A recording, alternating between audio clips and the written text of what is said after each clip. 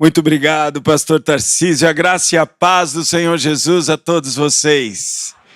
Parabéns, Igreja Batista do Barro Preto, pelos seus 98 anos de existência. E que Deus os abençoe. Eu vou ensinar para vocês, vocês vão aprender a falar em hebraico hoje, ok?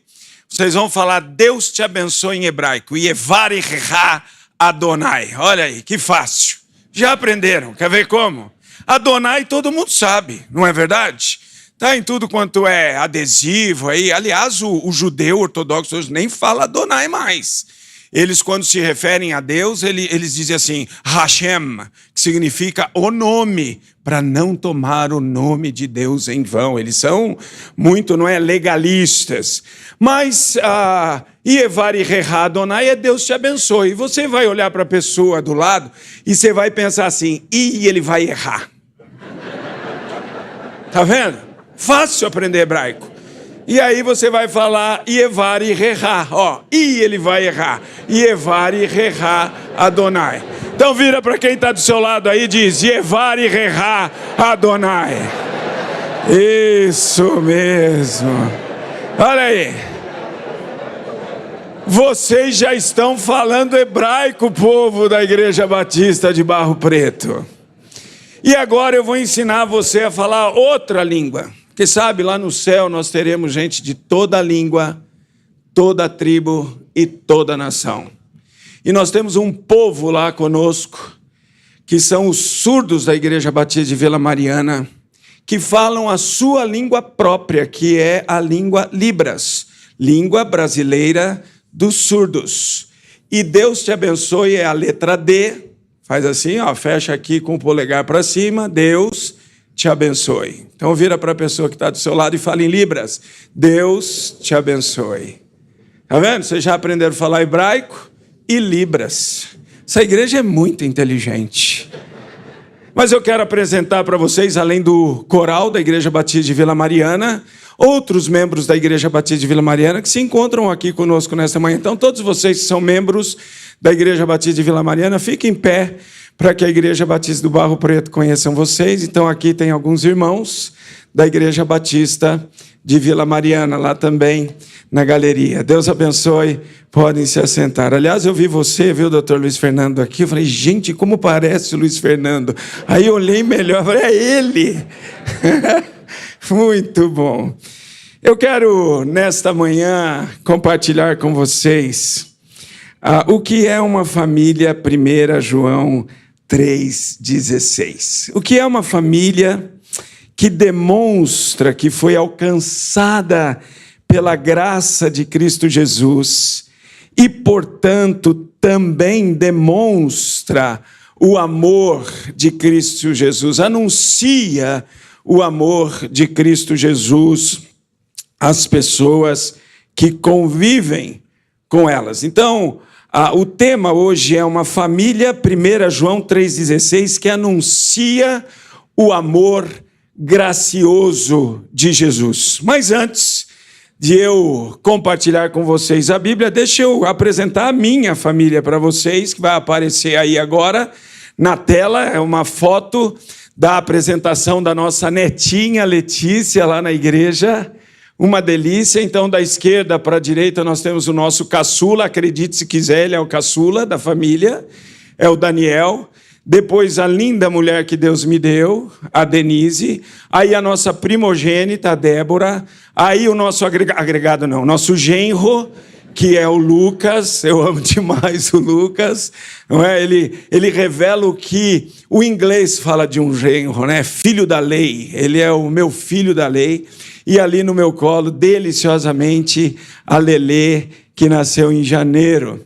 Graças ao bom Deus, a Lelê é a cara da avó e a cara da mãe, porque o irmão, o genro e o pai são a destruição, não é?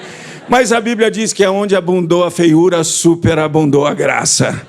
Então, nós ficamos felizes. Essa é a nossa família, orem sempre por nós. A Letícia, a Débora e Lucas moram em Goiânia, longe para chuchu de nós, mas graças a Deus hoje, pelo WhatsApp, né, que a gente faz chamada de vídeo, E a Lelê pode ver a gente vê-la e curtir a netinha mesmo à distância. A família 1 João 3,16 é diferente da família de 1 João 3,15. Olha só, 1 João 3,15 diz assim: todo aquele que odeia a seu irmão é assassino.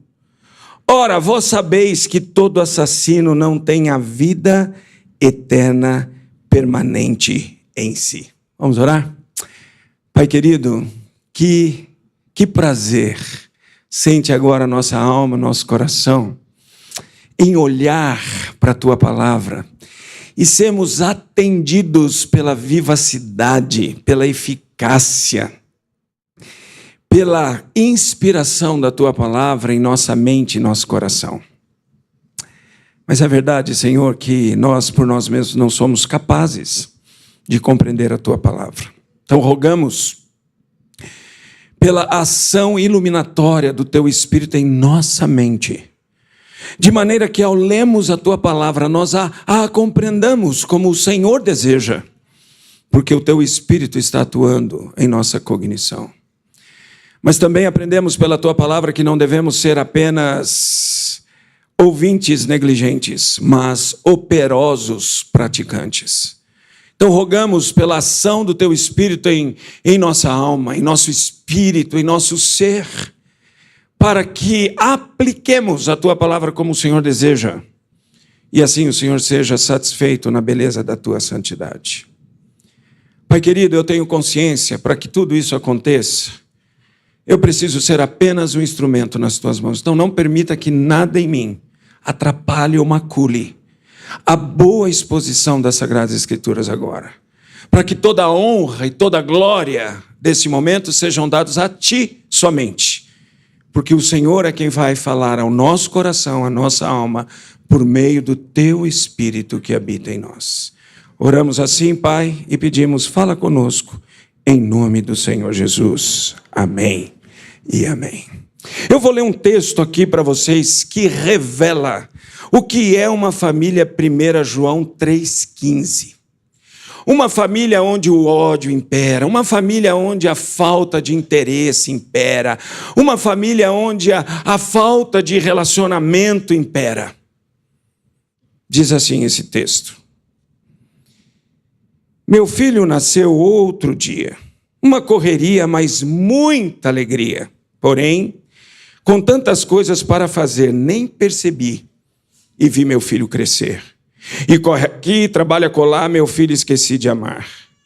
Meu filho já tem 5 anos. Nem percebi quando começou a andar. E com grande alegria diz: pai, vamos brincar.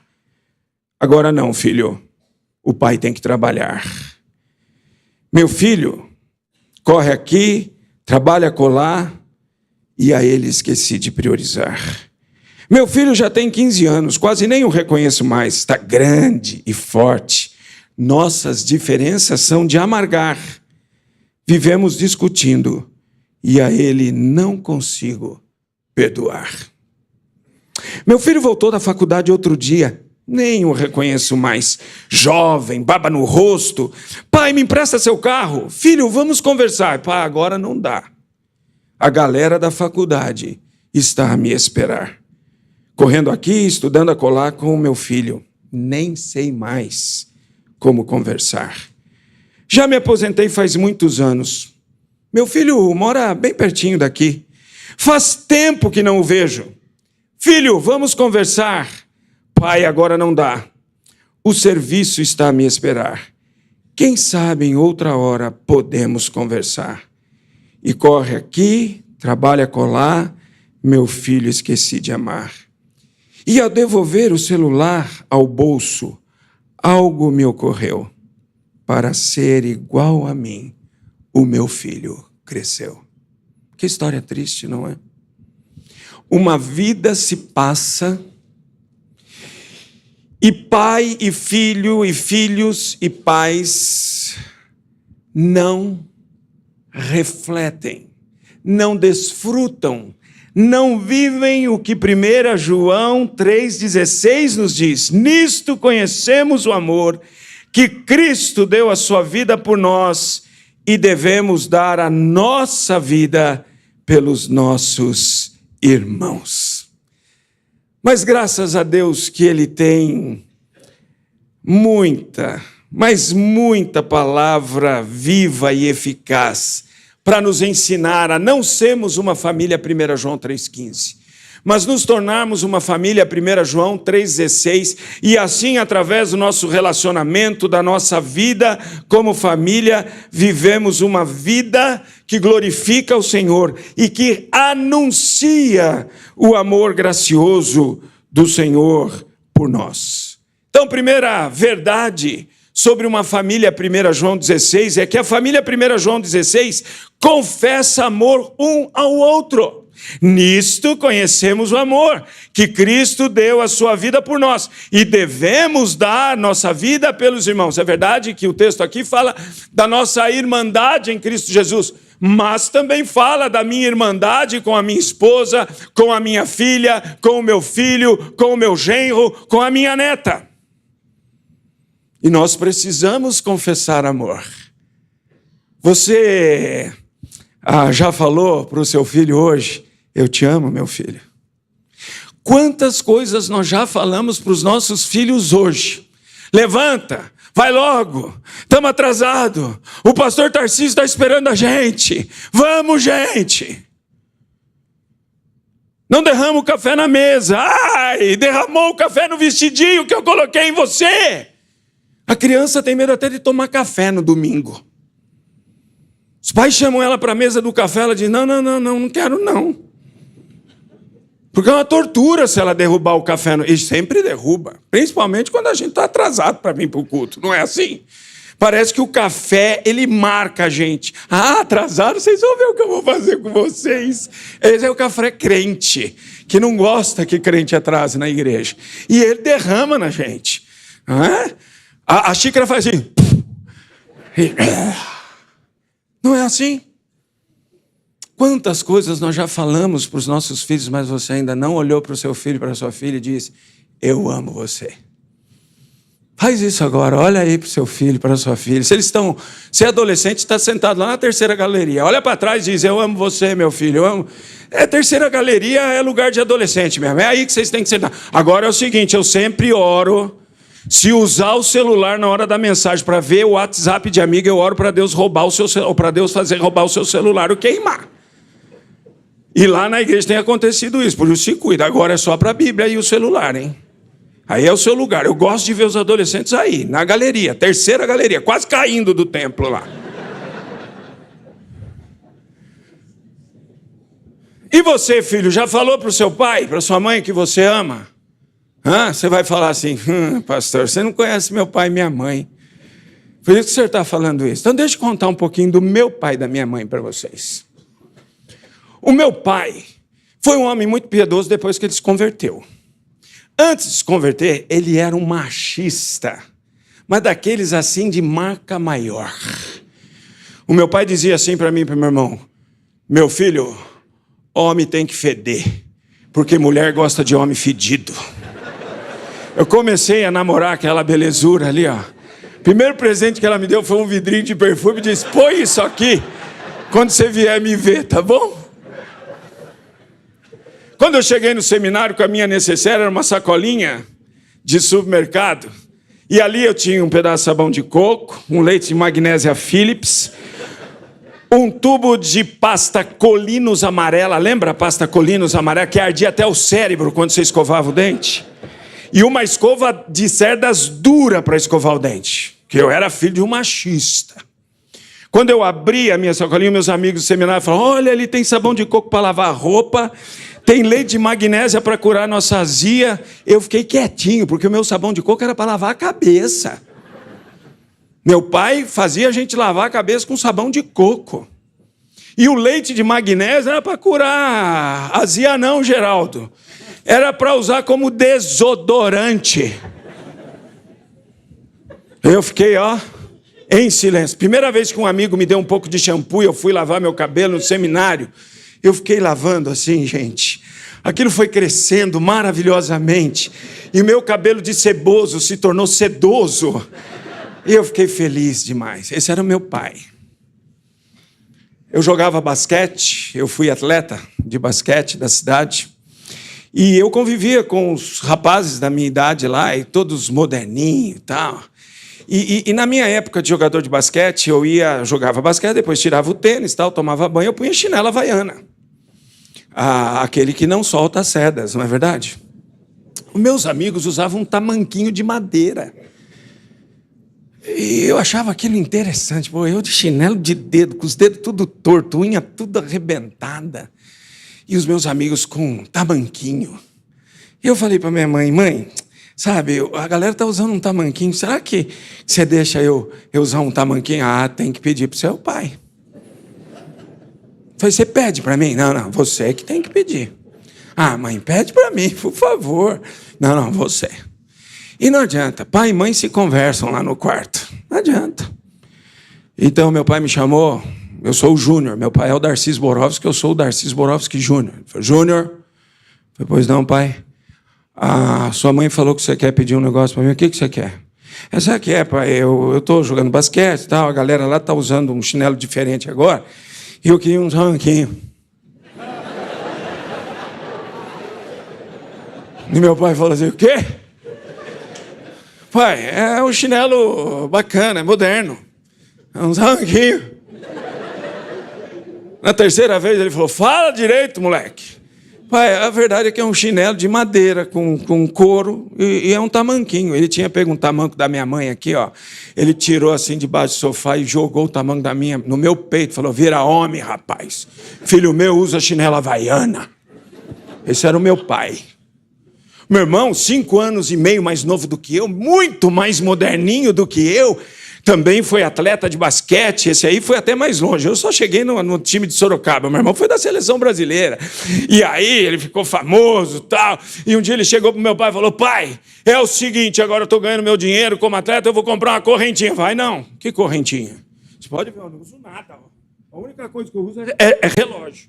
Não uso correntinha, não uso nada. Porque eu fui criado assim, homem, filho meu, não usa correntinha.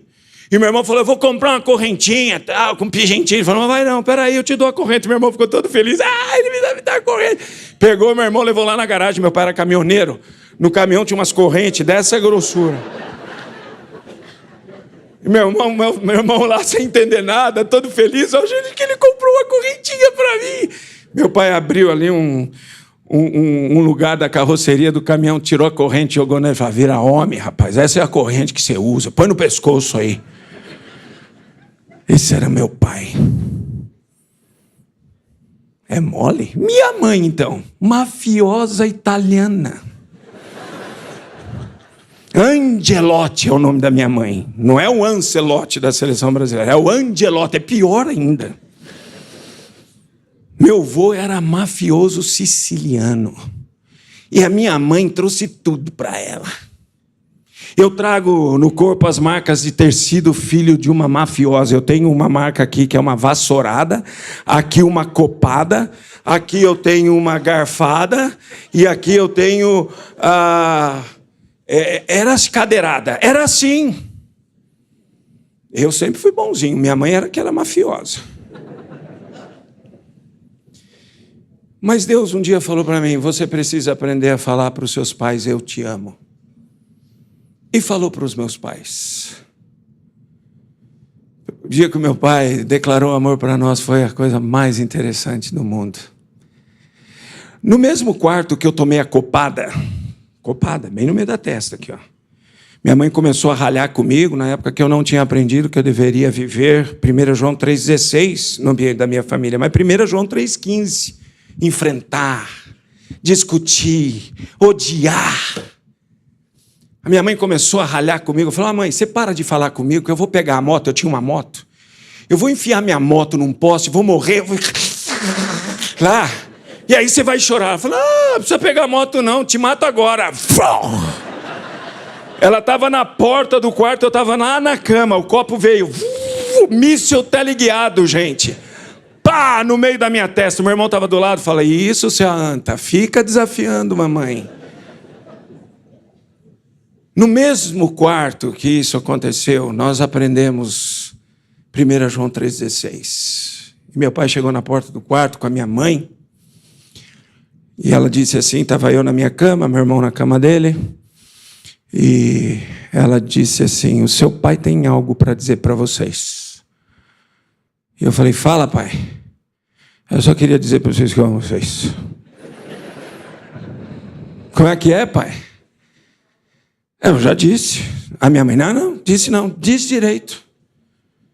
Aí ele, eu só queria dizer para vocês que eu amo vocês. É isso. Não, pai, nós não estamos entendendo. Fala aí num português que a gente entenda. Aí ele disse, eu quero dizer que eu amo vocês. Aí nós fomos para cima dele, caímos em cima da cama, quebrou a cama. Quem não amou mais ninguém foi minha mãe. Mas nós aprendemos a confessar amor. Minha mãe, mafiosa, gente, fazia eu encerar um quintal enorme que tinha lá na casa. Imagina a casa de caminhoneiro, um quintal enorme. E era aqueles ladrilhos vermelhinhos assim, ó, sabe? Ainda pega o engenheiro que inventou aquilo. E a minha mãe fazia passar cera dominó. Lembra da cera dominó, vermelha que dá dó? Hã? Num calorzão em Sorocaba, e eu tinha que passar aquela cera. Depois passava escovão com bombril embaixo. Escovão, meu, porque ceradeira era para bacana. A gente tinha escovão, gente.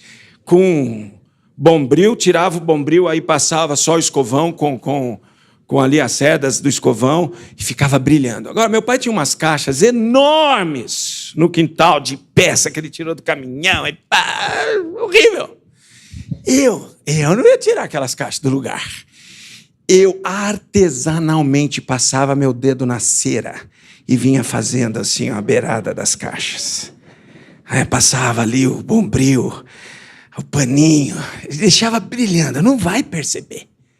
E ela tinha me dado a ordem, foi fazer alguma coisa, quando ela voltava, ela ia inspecionar. Aonde a mafiosa ia, mas tinha tanto lugar para ir no quintal, ela ia nas caixas. E a minha mãe, ela era mafiosa mesmo, porque eu, para tirar aquelas caixas do lugar, eu sofria, ela chegava com o dedo, levantava a caixa, cheio de ferro a caixa, e dizia, olha aqui, moleque, para você aprender que mentira tem perna curta, e que vagabundo trabalha dobrado, você vai encerar o quintal inteiro de novo. Não, mãe, só embaixo da caixa. O quintal inteiro. Mas já está encerado o quintal inteiro. Aí eu começava de novo lá para 5 horas da tarde, terminava quase 11h30 da noite, e meu irmão na janela, vai, seu tonto, mente para mamãe. Você acha que foi fácil confessar amor para essa gente?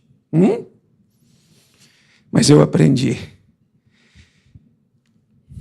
O meu pai morreu no dia 2 de novembro de 2001. Foi para o céu. Crente em Cristo Jesus. Está lá no céu. E meu pai orava, Senhor, tira minha vida quando o Senhor tirar, ou jogando bola, ou de uma cacetada de carro, que eu vou chegar no céu segurando o volante e o anjo vai ter que falar, pode soltar, você já está no céu. Sabe como ele morreu? Jogando bola. Meu pai teve um infarto fulminante no meio da quadra de um campeonato da empresa que ele trabalhava. Foi para o céu. Meu pai morreu no dia 2. Minha filha, que agora é mamãe, em 2001, ela tinha 4 anos de idade. E assim como eu, meu pai ia regularmente para a nossa casa em Atibaia, eles moravam em Sorocaba, para curtir a netinha. E eu me lembro que ele disse, estou indo aí no sábado. Eu vou ter um jogo aqui na sexta-feira, dia 2, fora sexta-feira, no ano de 2001. No sábado, eu estou aí. Vou passar o final de semana com vocês. E a gente marcou um churrasco, marcamos um final de semana glorioso. Nunca tivemos, porque meu pai foi morar no céu. Ele teve um final de semana glorioso. Nós tivemos um final de semana triste pela separação, mas ao mesmo tempo gratos pela salvação do meu pai. Sabe quais foram as últimas palavras que eu troquei com meu pai? Eu disse assim para o meu pai, pai, eu amo muito você. E o meu pai disse para mim, filho, eu te amo muito. E eu nunca mais ouvi a voz do meu pai. Sabe por que Deus me deu essa história, irmãos? Para que eu testemunhe para vocês aqui hoje que quando a gente decide viver uma família como 1 João 3,16, Deus nos abençoa. A minha mãe ficou viúva, começamos a cuidar dela, como a Bíblia manda. E eu e Denise orávamos. Mãe, Senhor, se a minha mãe for ter alguma coisa aqui, nós estejamos pertinho dela. Eu morava em São Paulo, já pastoreava a Vila Mariana, e ela morava em Sorocaba.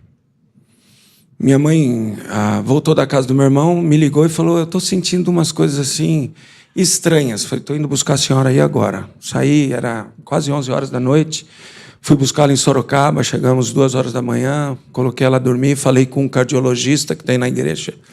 Falei, doutor Leonildo, minha mãe está assim, assim, assim, o senhor pode vê-la amanhã de manhãzinha? Falei, claro, traga ela aqui. A minha mãe foi, ele consultou, pediu alguns exames.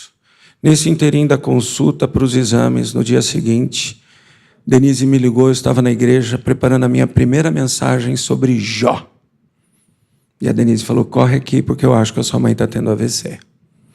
E eu cheguei, ela estava deitadinha do lado do neto, o Daniel jogando videogame. E eu falei com ela, mãe, você está vendo aí o Daniel jogar videogame? Estava enrolando a língua dela, ela estava com AVC. Eu levei ela para o hospital. Nos últimos momentos de lucidez dela, eu falei, mãe, eu amo muito você. A igreja está orando por você. E peguei na mão dela, porque ela já não falava mais. Disse, você está entendendo o que eu estou te falando? Você me ama, mãe? Aperta a minha mão. Ela apertava a minha mão, dizendo, eu te amo, meu filho. E ela foi embora para o céu. Então, gente, confessa amor aos seus filhos, como o Senhor fez com Jesus. Em Mateus capítulo 3, versículo 17, o Senhor nos deixa modelo. No momento do batismo do Senhor Jesus, a palavra de Deus diz que o Senhor fala em voz alta e audível, eis uma voz dos céus que dizia, este é o meu filho amado, em quem eu tenho prazer, em quem me comprazo. Deus confessando o amor a Jesus, para que nós aprendamos, para que nós saibamos. Mas Jesus também confessa o seu amor a Deus Pai. Em João capítulo 14, versículo 31, você encontra a palavra de Deus, diz, contudo assim procedo, para que o mundo saiba que eu amo o Pai, e que faço como o Pai me ordenou. Sabe, os últimos versículos de Malaquias, a palavra de Deus diz assim, e eu, Deus, converterei o coração de pais a filhos e de filhos a pais, para que eu não venha e haja maldição sobre a terra. Primeiro sinal de uma família, 1 João 3,16, é uma família que confessa amor. O segundo sinal de uma família, João 3,16, 1 João 3,16, perdoa-se mutuamente. Abra sua Bíblia em Efésios agora, capítulo 4, versículo 32. A palavra de Deus nos ensina aí a nos perdoarmos uns aos outros. Eu vou ler desde o versículo 30. E não entristeçais o Espírito de Deus, no qual fostes selados para o dia da redenção. Longe de vós, família, 1 João 3,15, nós não queremos ódio na nossa família, não queremos cólera na nossa família, não queremos amargura. E quando assim agimos, precisamos reconhecer e pedir perdão ao outro. Longe de vós toda amargura e cólera, e ira, e gritaria, e blasfêmia, e bem assim toda malícia.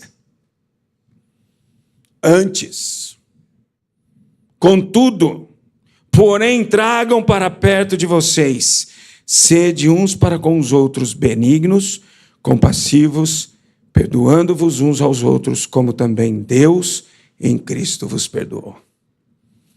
Sempre que eu falo com a Débora e com o Daniel, e Daniel ainda a gente fala mais pessoalmente, porque ele ainda mora conosco, Débora é mais por WhatsApp, vídeo ou ligação de áudio. Sempre que eu falo com eles, Denise fala com eles, eles terminam a conversa conosco dizendo assim: pai, mãe, eu te amo.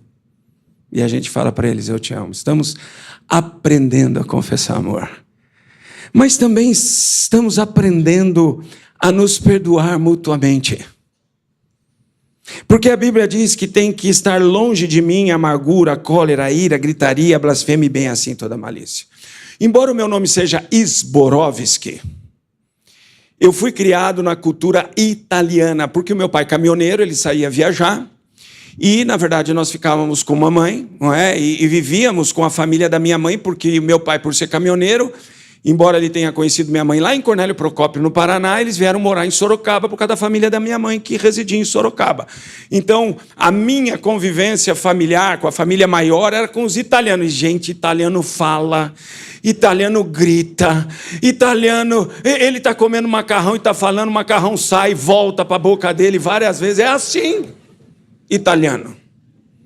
A boca dele fica toda vermelha do molho, porque ele está comendo e está falando, e está falando. De vez em quando vem um macarrão da boca dele no seu prato, você come também. É assim que é italiano. Vocês que são italianos sabem do que eu estou falando. E a gente aprende a falar alto, não é? A falar de forma impostada. A gente aprende a cantar na família italiana, porque você tem que impostar a sua voz para ser ouvido.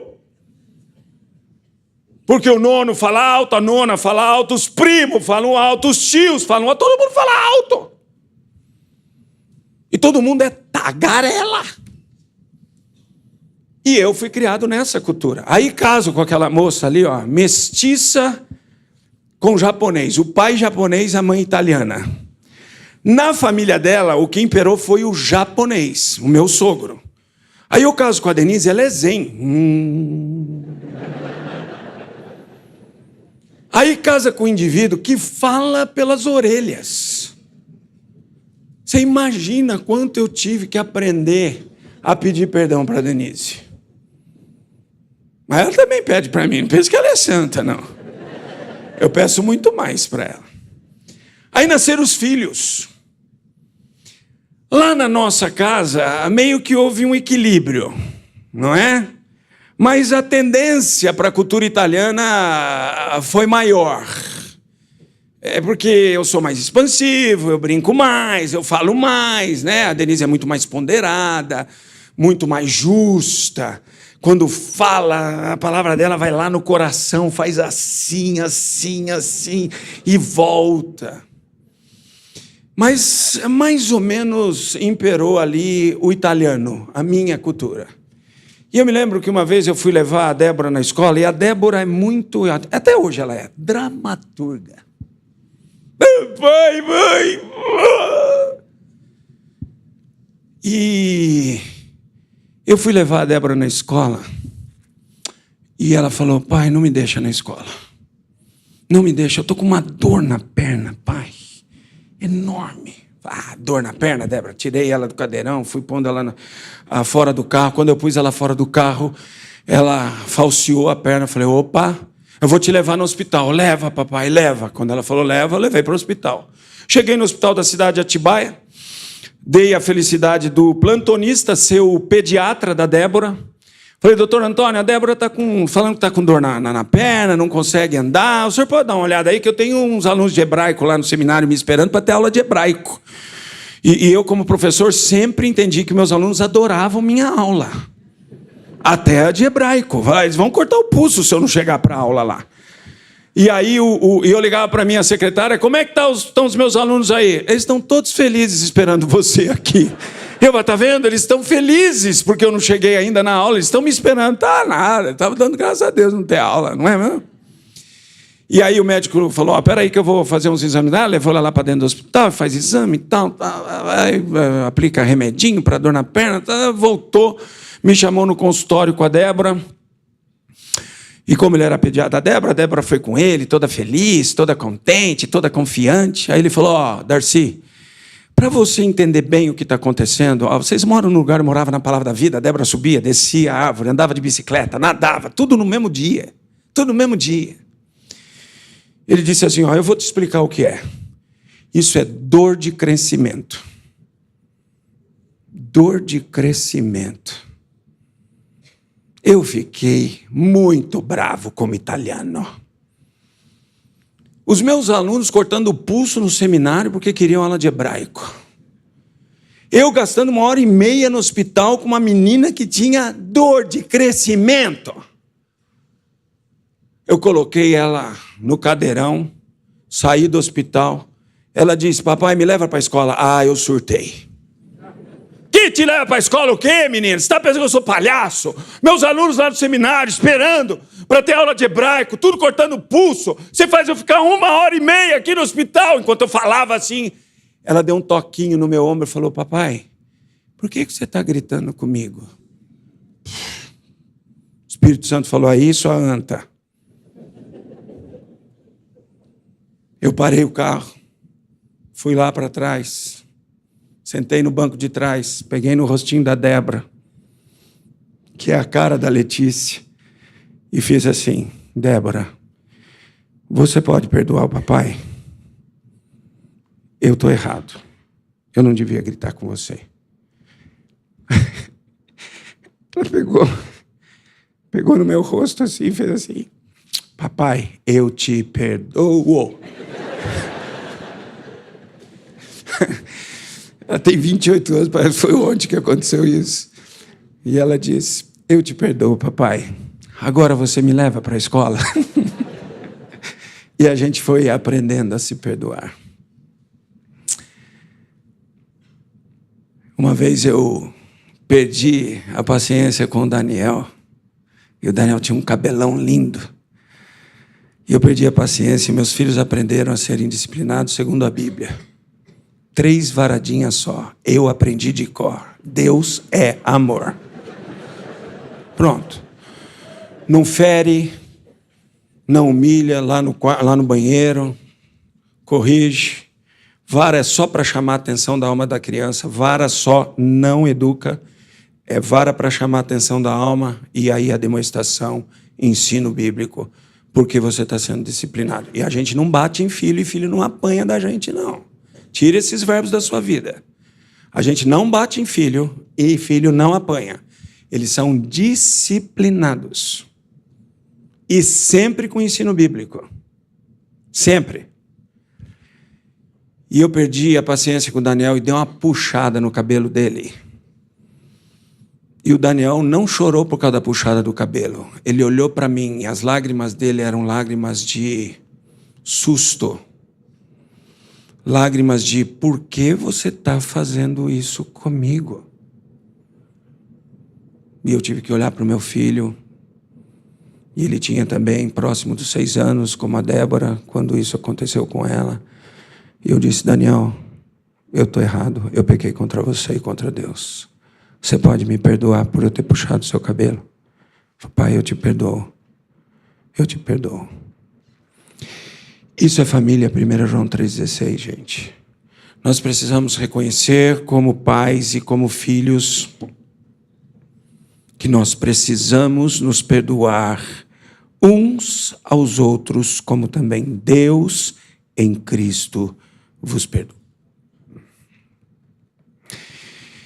Uma vez eu preguei essa mensagem para uma igreja. E logo depois, um senhor me procurou. Ele disse, pastor, Deus falou muito comigo nessa manhã. Era um culto de manhã também. Numa igreja batista do interior de São Paulo. E ele disse, hoje eu vou ligar para um filho meu, que há 42 anos eu não converso com ele. Gente, eu falei, irmão, quantos anos? Eu até meio que incredulamente falei, acho que ele se confundiu. Quantos anos você não fala com seu filho? Há 42 anos. Ele tinha ali os seus 60 e poucos anos. E ele me contou que ele teve um desgaste quando o filho dele era jovenzinho. O menino rancoroso, ele rancoroso por causa de 1 João 3,15, o ódio impera por causa de Efésios 4:31, em que a amargura impera, a gritaria impera, a cólera impera, tudo impera, menos o amor de Cristo Jesus. E esse menino saiu de casa, nunca mais falou com o pai também rancoroso, odioso, também não procurou o filho. 42 anos. E eu fiquei pensando, 42 anos, 42 dias dos pais que esse pai não recebe um telefonema desse filho.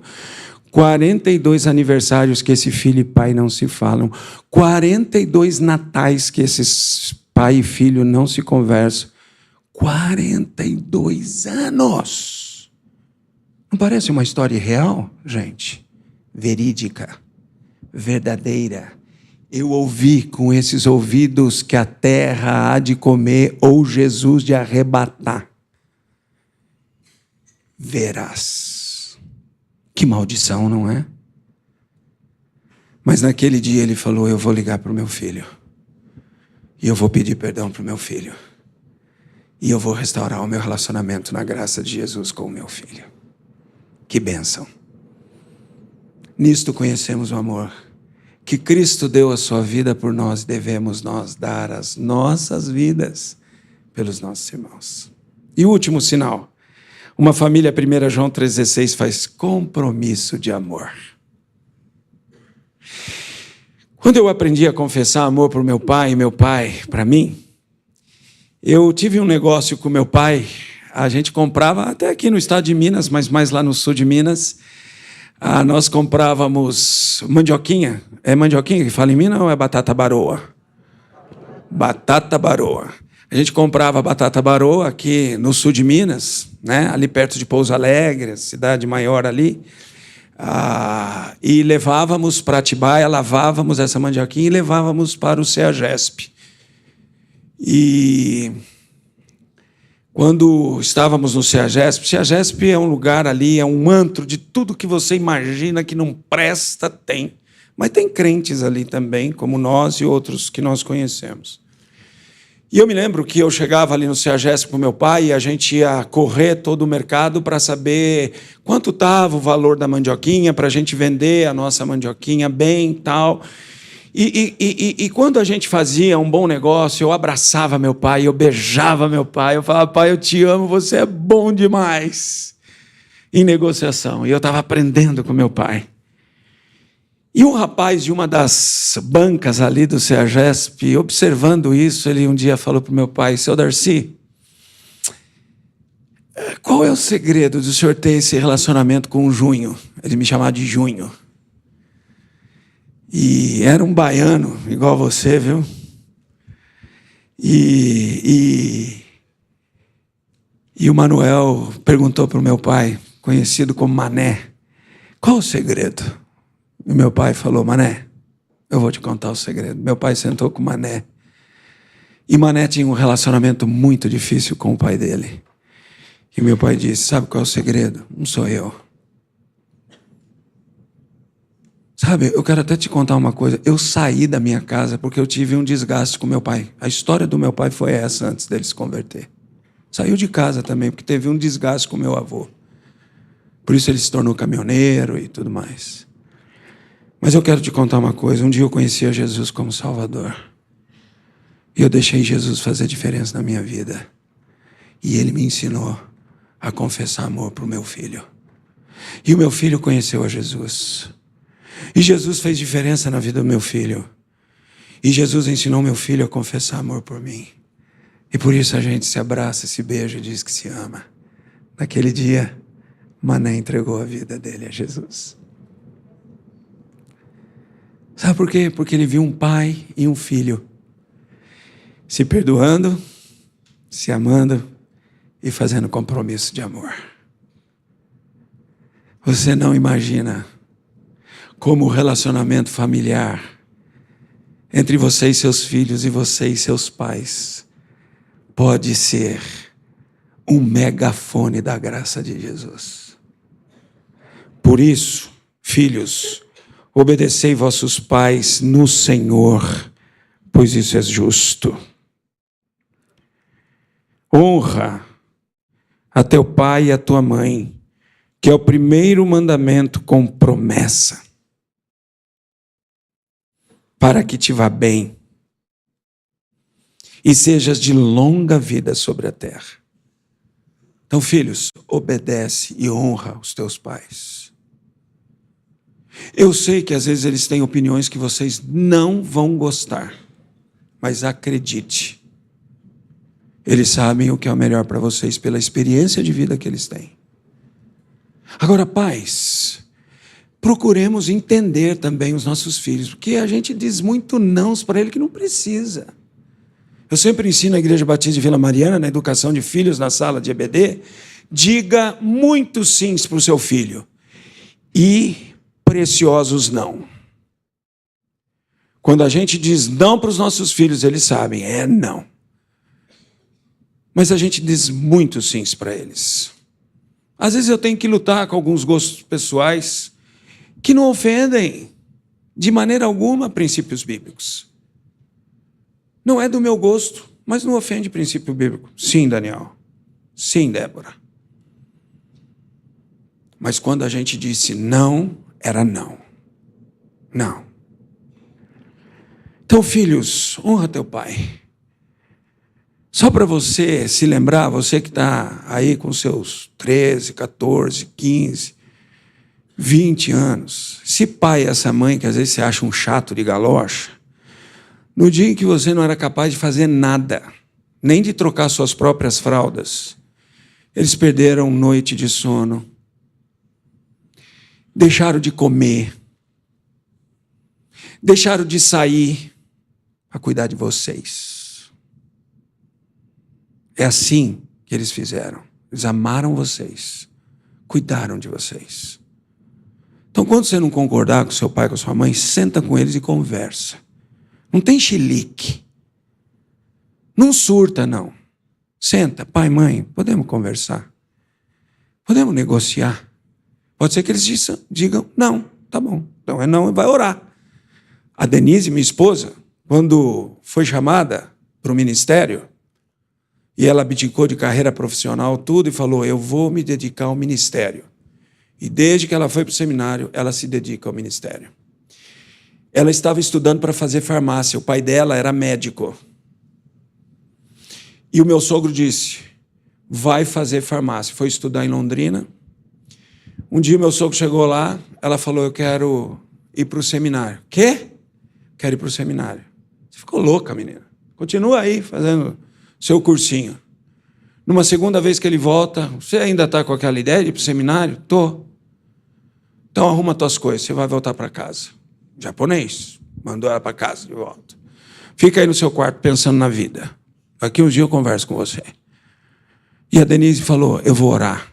E a Denise creu em Provérbios que diz, o coração do rei está nas mãos do Senhor, e segundo o seu querer, ele o inclina. Ela começou a orar, transforma o coração do meu pai.